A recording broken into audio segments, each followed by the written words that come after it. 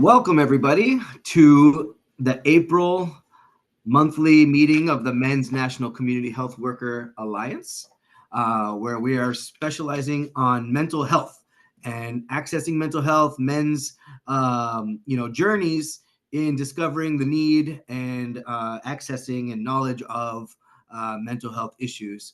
I have a very special guest with me, Gabby Godinez Hernandez.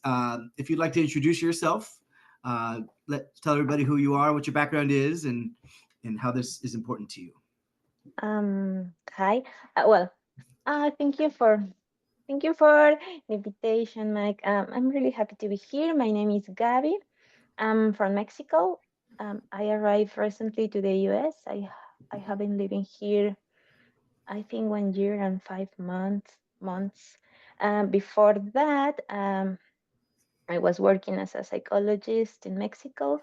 I also have a master as a family therapist, and I'm really happy to be here because it's really important speak or have these conversations about mental health and what happened with men's mental health.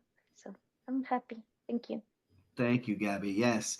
Um, I've worked with Gabby as part of my community health worker team when I was overseeing Vida y Salud in the upstate of South Carolina.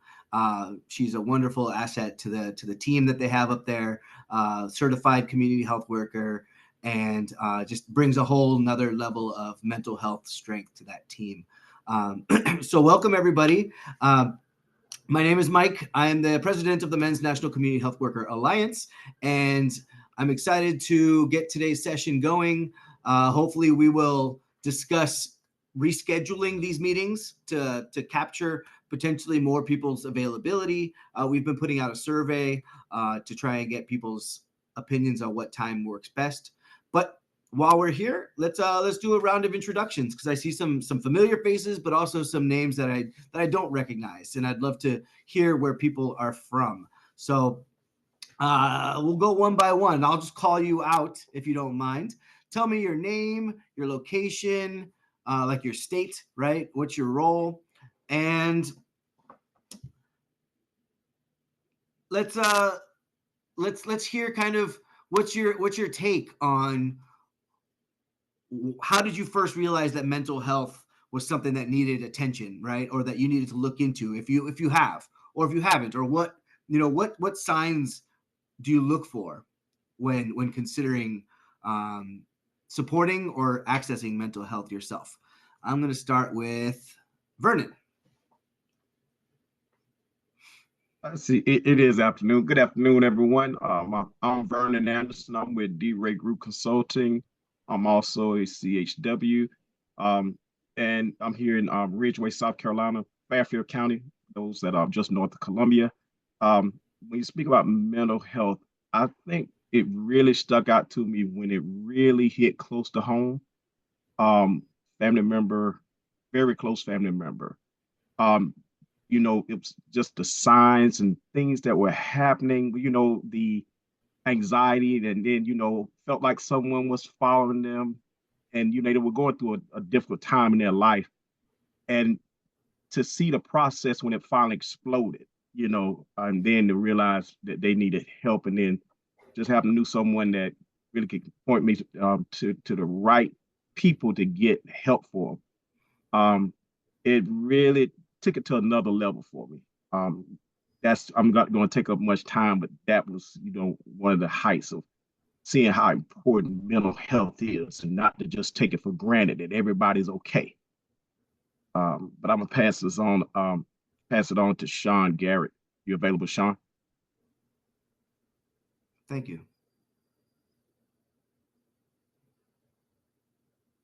Sean, you're on mute. Yeah, I'm sorry. Sean Garrett from Georgetown, South Carolina. I'm currently working at Georgetown County School District. I am a CHW as well. Um, Working as far as mental health, working with foster kids, um, and seeing what they go through as far as different experiences that they face, and having that outlet, having someone just talk to, um, I see where those needs are. Even I recognize it for myself. Um, Even when I went through like a depression period, seeking help, getting counseling, um, I realized that that really helps. And I advocate for other people to do the same. I know it's a stigma in a lot of communities, but I find it very beneficial for individuals to get the support that they need. And I'm going to pass it on to Bertha Hernandez. Thanks, Sean. Uh, Hi, my name is Berta Hernandez. I work in Vida y Salud in Spartanburg. I'm a community health worker. Um, I think it's very important to know about the mental health in the men's because um, it's the men is a very important in the family and the because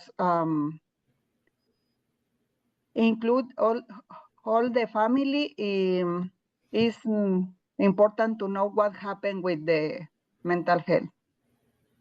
Thank you. Thank you. Thank you, Berta. And I love that we have. It's Rebecca. Sure. Thanks, Miss Bertha. I appreciate that.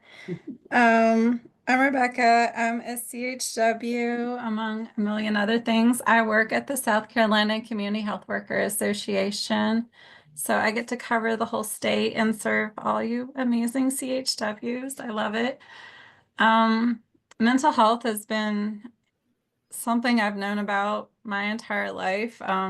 Growing up, seeing a lot of addiction and family members, a lot that has led into mental health. And so I've been seeing that my entire life, and it's helped me to want to reach out to others and help them to know more about mental health and see the importance of it.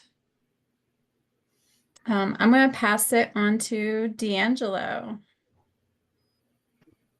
Hey everybody, D'Angelo Montgomery here.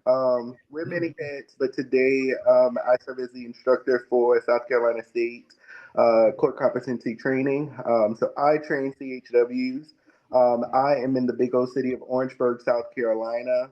And I think for me, when I realized how important mental health was, it was during the pandemic. I ran a grant that focused on vaccine equity, and I had a pretty big staff, and just going through the changes and seeing things happen within my own family, but also within the family that we created within the staff, really sort of heightened my awareness of how important it is just to have that mental health maintenance, as I like to call it. Excellent. And I want to pass this on to Miss Terry Jowers. Thank you, D'Angelo. I'm Terry. I'm in South Carolina, and I'm the executive director of the South Carolina Community Health Worker Association. I'm also a boy's mama. Both of my sons have struggled with anxiety pretty much all of their lives. And I'm just so proud of them that they are the first to be able to ask for help when they need it. And I often say that I credit their pediatrician, who treated them with dignity and respect and partnered with them as a provider team, right? With them, I mean, he was truly patient centered. So yeah, and I'm going to pass it off to Omar. Hey, good afternoon, everybody. I'm Omar Jones. I, too, like many of you all, wear many hats, certified registered community health worker. Mike and I spent some time training together, man. Mike is a great advocate, great trainer, man. Love that guy. Love you, Mike. As well as coming up here in a couple of weeks, I'll be finished as basically the first male doula in the state of Michigan. Woo! So that's Yeah, something man. I'm working on. And nevertheless, I could go down the line of all these things I've been pulled into in life. Nevertheless, I think that the subject matter is mental health. Mental health is greatly underspoken about. I'm an advocate for not just talking about mental health, but also promoting psychological safety in spaces. It's one thing to talk about mental health and be aware of all of the different diagnoses, but it's another thing to understand what it takes to be able to build communities and spaces that promote psychological safety. And so that's what's important to me. That's what's on my heart to share at this point in time. And I guess I'm supposed to pass it off to someone else. Let's see. Has Natisha gone? Nope.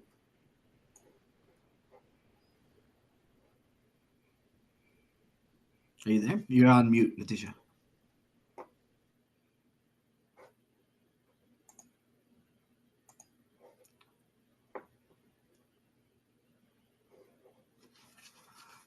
Maybe she stepped away for a minute. So yes, I would just like to point out that I'm very excited to see more female faces and participating in these sessions. One of the things that I've been really trying to do is make sure that people know that this is the Men's National Community Health Worker Alliance, but this isn't just a men's space, right? This is for a focus on those experiences and those perspectives to be highlighted and a place for learning to happen, but sharing, because we're all impacted and we're all connected to each other's experiences. So it's not about creating an exclusive space, but it's about one that highlights a particular avenue. So I'm really excited to see more women participating in these sessions, because there's stuff for us to learn from you, from your experiences, and obviously that we're hoping that our sharing will lead to learning and growth within ourselves, and then in our counterparts as well. So what I'm going to do is I thought about breaking us into groups, and we'll try doing another open-ended question, and we'll see how the conversation gets kicked off. If that doesn't really get going, then we'll break each other into pairs. But let's see, Gabby, you have the list of questions that we have here. Which one do you think is jumping out to you? Gabby and I are going to kind of co-facilitate this session. Oh my gosh. I think that number 10. I'm going to read it. Sure.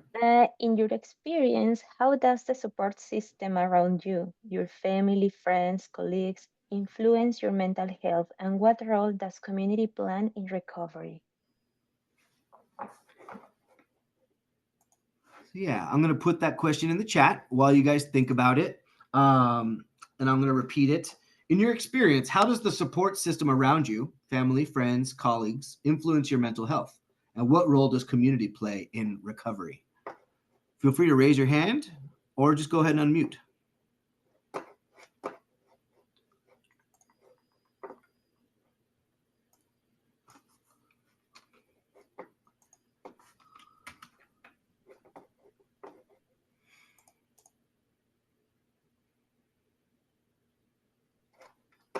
I can start off. Thanks, Omar. So with the question being, in my experience, how does the support system around me, family, friends, colleagues, influence your mental health, and what role does community play in recovery? I would say it greatly impacts a person's mental health as well as my own. When I think about my own personal support system, having a supportive wife, having a supportive group of siblings, people that I could talk to, not just when things are going south, but also when things are going good. Can I share positive things with them? Do they cheer for me the same way that I cheer for them? Do we encourage each other? Those type of things are vital and greatly important to maintaining a healthy sense of mental health. And like I said before, psychological safety is key to me. Uh, so, with that being said, it's all about your circle, the people that you're around, people that you have in your life, because ultimately, a lot of our issues, when it comes down to, especially from my experience, mental health, it really does come down to who you're around. It comes down to individuals that you work with. Could be supervisory situations that oftentimes trigger people into certain unhealthy situations, and it's just not even talked about. It could be other issues that are related to family or things that are going on in your particular community or within your culture. Especially for those who are very empathetic. I think a lot of times, those of us who are very empathetic oftentimes feel that weight. We feel that burden of what's happening in our communities, and that can become a very heavy weight to carry, especially on our mental and our psychological, health. So, it's important to have people around you to be able to help support you, and like I said, to be able to support when things are not as good, as well as when things are good. They help continue to keep you in that place, and help elevate you to that next level that you might be trying to get to, or just help you to stay centered. Do they know enough about you, and are they willing enough to, when they start to see things are a little bit off with you, actually have conversations with you to bring things to that point of center, to say, hey, just concerned about you, just checking in on you, not saying anything is wrong, just wondering if everything was okay. Just those touch points are very important. And I think I pretty much hit it all with that. Yeah, I love it. Yeah. Yeah, and that brings to mind an example of an experience that I've had, and I want to know if anybody's had a similar one. Recently, I was perceived as my light was dimmed a little bit, right? Like I had gone through a phase, and I was going through things, but it was interesting that somebody actually noticed it and mentioned it to me.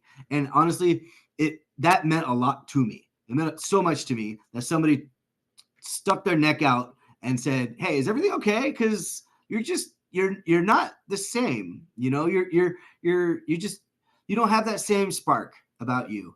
And that meant a lot. That meant so much to me that I made some big decisions and some big changes around what I was going through and what I was willing to put up with, and noticing that, okay, where I'm at right now, what I'm doing, relationship I'm in, is clearly having a bad impact on my health in general.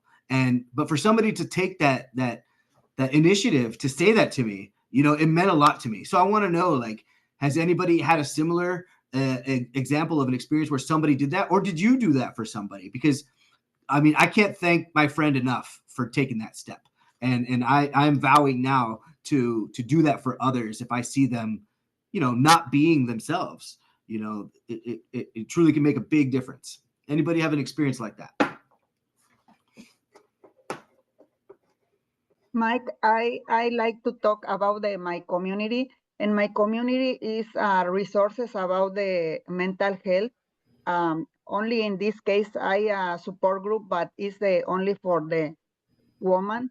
But I think it's very important to offer for the men's, because it's a lot stigma in the men's to talking about the mental health, and because it's for the I think it's for the um, history, or is no is the people no have a comfort in when I talking about this uh, problem. But I think it's very important to talking about this um, problem, because it's a lot of stigma in the community. Absolutely.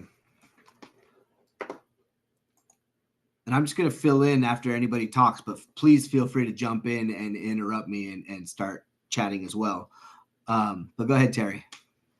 So today would have been the 41st birthday of Jamie Ely, who was my cousin's husband's nephew, and somebody that we were very close to. My sons were very close to.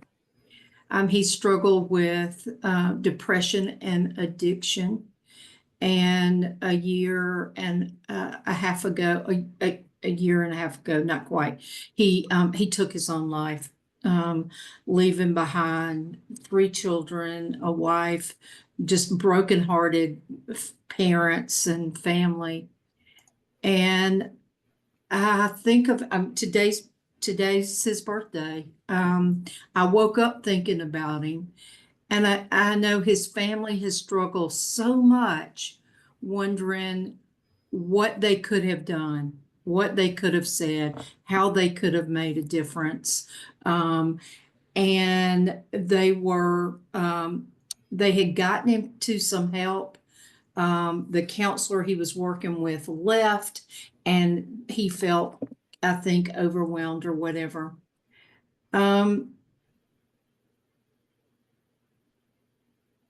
Mike, you're so right when you say we have to be our brother's keepers. We have to check in with folks when we feel like maybe they're really struggling, and you can't be afraid to ask those hard questions, right? How are you doing? What's going on? And then when you find out they're struggling, well, have you thought about hurting yourself? It's okay to ask that. It's okay to ask, how can I help? The hardest thing is if you get to this side and you didn't ask, right? I mean, we can't keep somebody from doing that. It's a decision, and people act on it, but we can ask. We can do everything we can to get people connected to help, and to at least talk about it, and at least know that somebody cares passionately for them. So don't be afraid to ask the hard questions. Absolutely. And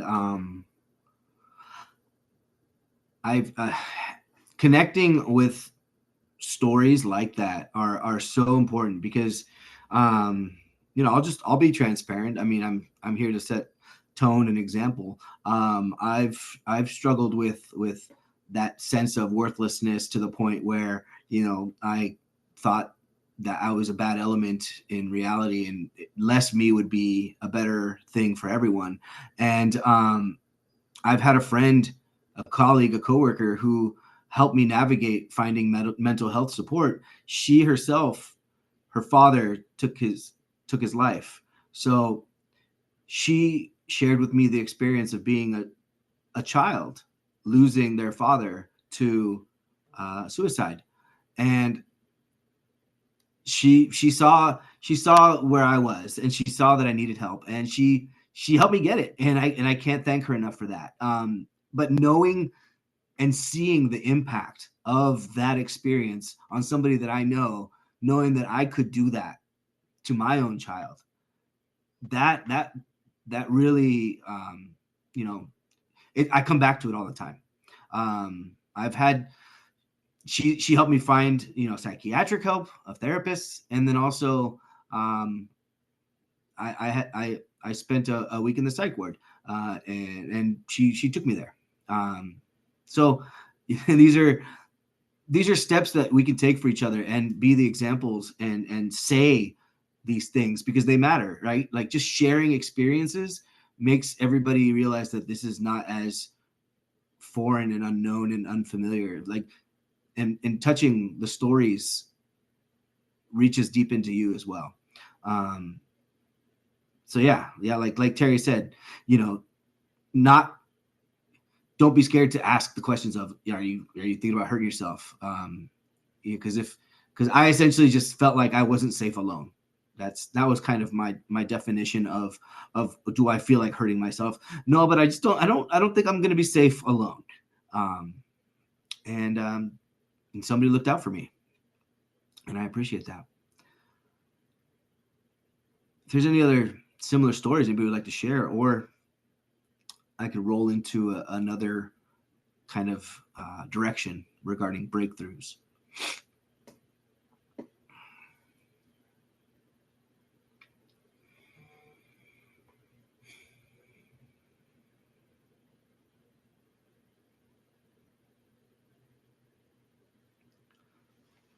You know what if maybe these topics are too personal for such a large audience? What do you guys think? Should we break you guys up into pairs and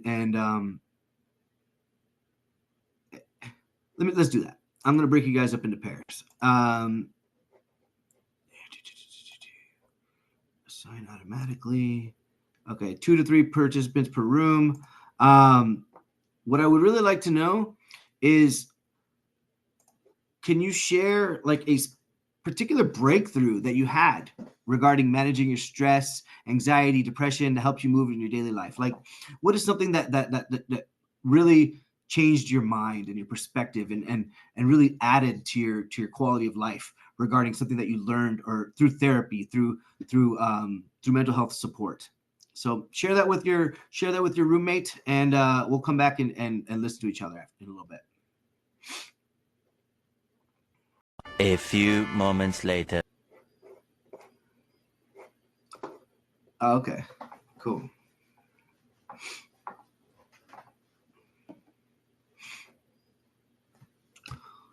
Welcome back, everybody. I hope that wasn't too abrupt of a call back to the room.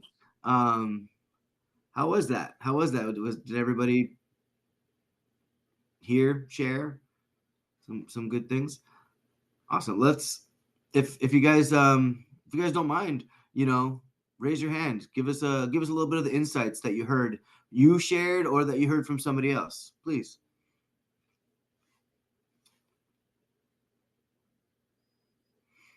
Who'd like to go first? How about Gabby? Let's start with Gabby, since you're my co-host. I'm calling you out. Oh, well, I have an amazing conversation about what is to be a father in. I was asking them about if it's similar, the perception about be a man in Latino culture and here. It was a question that I had, and we found out that we have pretty similar things about the pressure, about how is to be a provider, how is to be, how is take care about your family, and how much pressure is that. I was saying that my father was still sometimes he's the provider in my home, and I can imagine how hard it was. um, Now I realize that many times he didn't sleep well, he didn't eat well, and um, the first time that I see my father cry, it was, oh my gosh, he cries because in Latino culture, and I think that uh, here too, be a man is man, the men don't cry, or I don't know. We were sharing some thoughts about that. Yeah. I would like to add the talking about Gabby. Our culture in Latin is the man is strong. Is not permit to what happened or no cry. All the time is feeling well, but it's not sure. Sometimes it's need to talking with what happened with him. Need to know about the I'm here for you. I'm here when you need to talking. What happened with your body? What happened with your what do you think is important? Because now in the community, recognize a lot of men and young men need help because it's have a lot of stress, need to know what happened with my body, what happened with my mind. I think it's very important to talking about this big situation. Absolutely. I think that's Thank you. a big part of the stigma that we have to overcome. And I think conversations like this are very valuable because this is where, men are showing that we're going to challenge those things because obviously that's the patriarchy and it hurts all of us, right? It hurts women and men because it's a limiting expression of who we are. And with that comes struggle, right? If we can't fully be who we are, we're gonna feel tense, and then we're gonna react, in ways that are uncontrolled. What else? Yeah, I like that with Gabby, and like she said, the Latino their culture and with the man not supposed to show feelings, and that's what our culture too. I mean, just as a man, hey, man, oh man, don't cry, men don't cry, but men got feelings just like everybody else. We got emotions. We the first line of defense, and we the last line of defense. You know what I mean? And we are emotional beings. And when we hold it up, when we hold back our feelings, like I was telling them, that's why you have so many people that are find a relief, in a bottle, in a alcohol bottle, or they'll find a little relief in some drugs because that's the only way, kind of like coping. That's the cheapest way of coping when you don't work all week and you don't have, you don't have the means because you don't paid all your money, all your bills provided, and then you look at somebody else and they just enjoying life and they enjoying the world. So people find comfort in those things. You know what I mean? So being a man and even with the fatherhood program and that I run, we help guys deal with their emotions and let them know that it's all right. It's all right to cry. It's all right to feel. It's all right. So when Gabby said that, I mean, I was like, wow, I thought that was just us. You know what I mean? But we definitely appreciate that. We definitely appreciate that. And that's why you got so many people that have mental breakdowns because how strong can you be when the world on your shoulder? Okay, the world been on my shoulder for a long time. You know what I mean? And now it's getting rougher because now I got responsibility, and I don't want them to see me go through. So you have people that'll do the wrong thing. You know what I mean? Without knowing that there's help out here, there's resources out here for what you're going through. So that's my spiel. Absolutely. Thank you so much too, Ms. Gabby, for starting us off with that. Yeah, awesome. Thanks for sharing, Kelvin. And that makes me think of. I want to hear if anybody in their groups did you share any sort of practices that you have found useful or helpful in navigating your own mental health management journey? Any practices, journaling, meditation, but phrases and mantras. Like for example, one of my therapist, she's fantastic, and she's giving me things that I've never thought of before, like when you start spiraling, right? Like your mind is just kind of like dwelling on one thing, and you can't get out of that thought.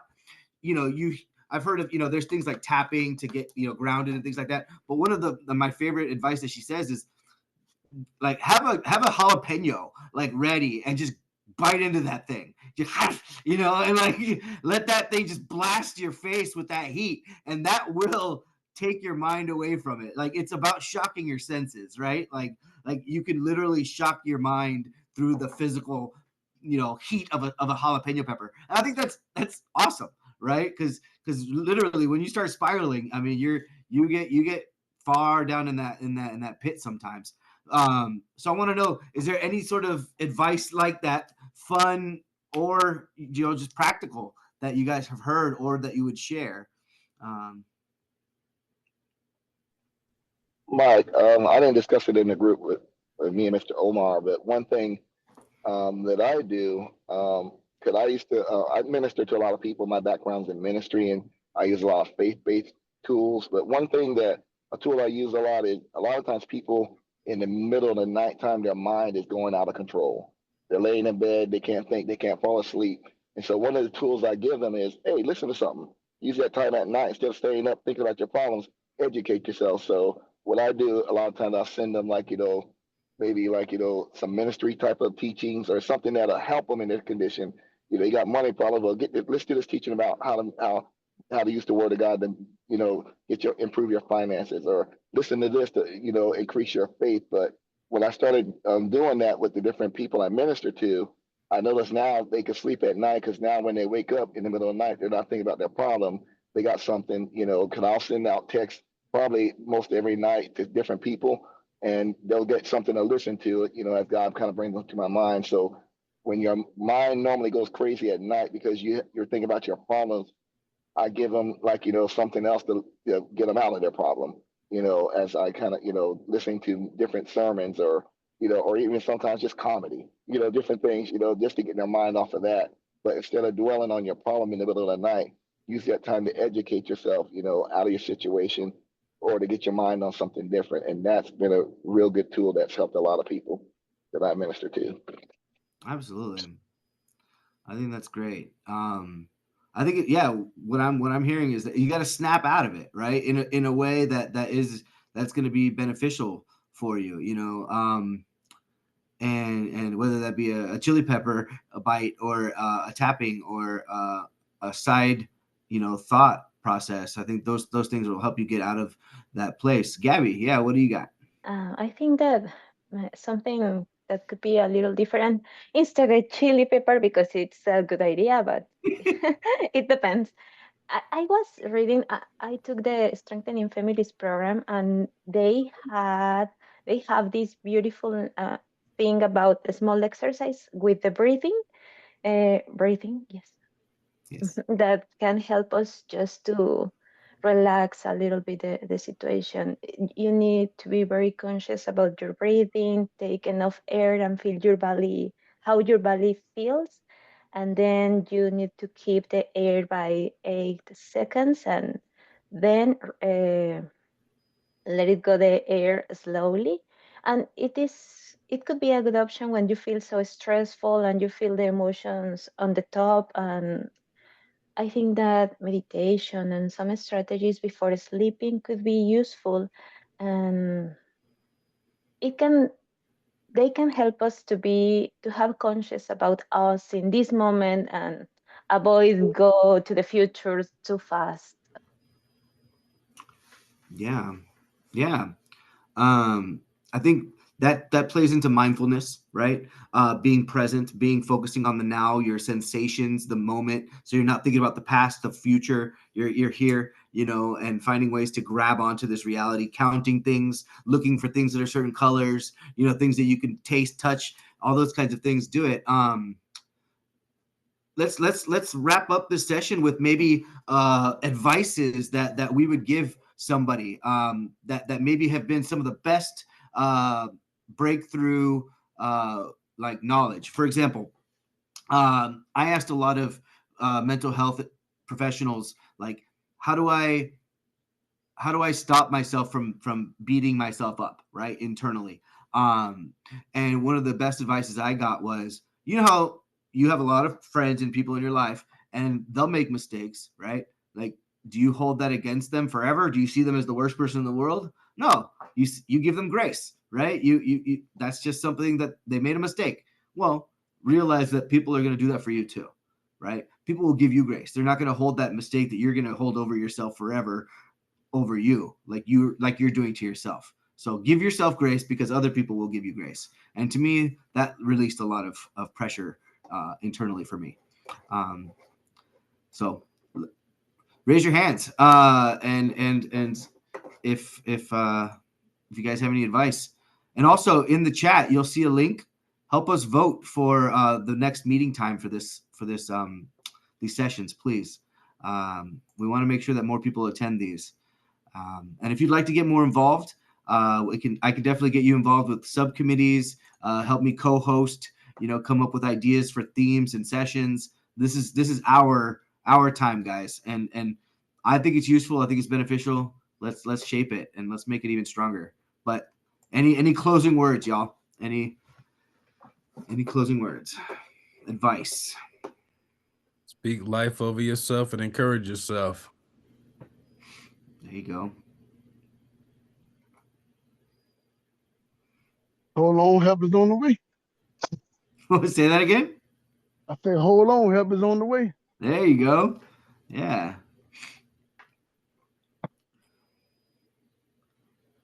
What else? One or two more. One of the things that I always think about is the serenity prayer, the one that says, God grant me the serenity to accept the things that I cannot change. And just like I think many of you said, realizing that, we're in our minds more than we're any place else. So making that a place that's comfortable, and a place that that there's grace there for you. Excellent.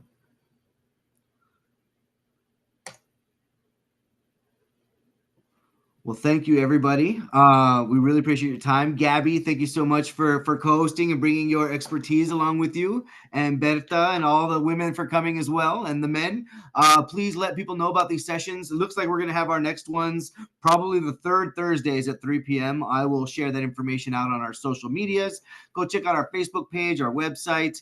We are now on the Mnchwa CHW Connector app. So we are one of the official networks, Mnchwa is. So just let people know. Every time I talk about this, people are like, I didn't know this existed. It's like, yeah, well, let's send the word out and let people know that this exists and that it's a powerful space. And let's make it even more powerful. Thanks, y'all. Have a good rest of your day. See you next time. Thank you, Mike. Thank you. Bye. Thank you, Mike. We miss you. I'll see you soon. Hey, congratulations, Mike, on your latest career advancement. Thanks, man. Yeah. Yeah, free clinic, dude. It's awesome. I love it. You deserve it, man. I'll see you soon. Yes, sir. All right, man. Peace. See ya.